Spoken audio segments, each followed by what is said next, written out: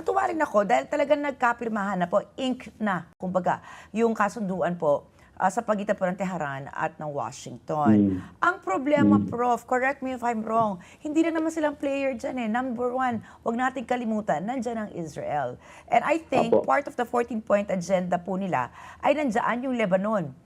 Tama po, sir, no? Nandyan yung Lebanon, which I don't think that Israel will just give up the fight against Lebanon. Dahil bago pa man nagkaroon nitong gera po, recently, dyan sa Middle East, nitong taon nga po na ito, matagal na po yung labanan sa Lebanon eh. So how realistic po na matutuloy itong napagkasunduan ng Iran at ng USA kung hindi lang naman po sila ang player na kabilang po dito sa agreement?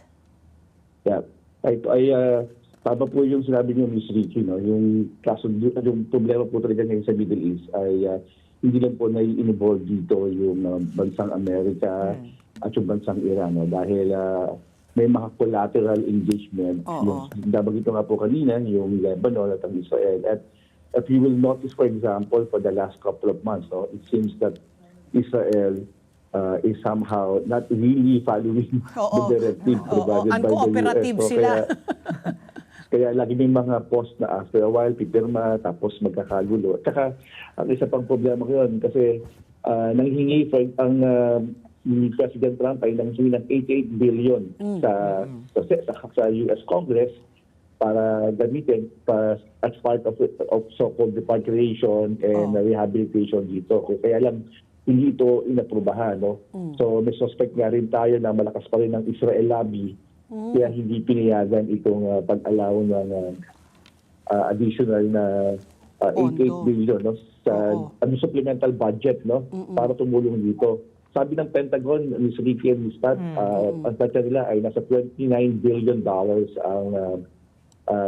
ang epekto ng gera. Wala pa dito yung mga US bases na nasira din. So more or less nasa 35 to 39 billion din talaga ang malaking expenses. So syempre ang tingin dyan ng mga hardcore Republican hindi dapat yan gastusan no, para sa rehabilitation. Pero sa part ng MOU may opportunity para magkaroon ng danyos, pagbabayad ng danyos ang bansang Amerika sa Iran when they attack Tehran. Ang tama kaya na, sa totoo lang, napaka-volatile pa rin naman talaga itong 60-day peace agreement na sign under the MOU dahil hindi talaga natin nakikita yung behavior ng Israel kung talagang susunod dito sa mga kasunduan. No? Despite the warning that they made, for example, ni J.D. Vance, ni Vice President J.D. Vance, nagbihin niya ng Israel no? Na pwedeng sumunod dito, pero